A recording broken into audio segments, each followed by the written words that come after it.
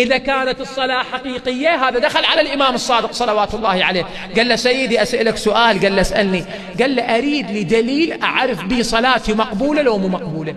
قال له الإمام صعب، تريد لك دليل؟ قال له أعطيك دليل. قال له شنو مولاي؟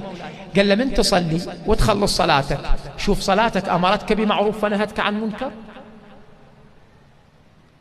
إذا أمرتك بمعروف ونهتك عن منكر فصلاتك شنو؟ مقبولة. وإذا ما أمرتك معروف نهيتك عن منكر فصلاتك شنو؟ أضرب بها عرض الجدار.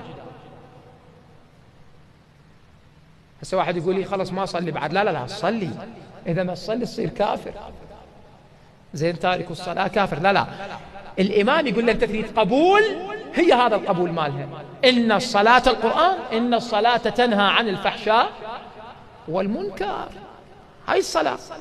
قال له هذا دليل قبول الصلاة. إذن أصبح الدين شنو؟ هذا محل شاهدنا، أصبح الدين تعامل بين المجتمع، يربي الإنسان، زين يربي. قل للمؤمنين شو يسوون؟ يكثرون من الصلاة؟ لا. يكثرون من الصيام؟ لا. شو يسوون؟ يغضون أبصارهم.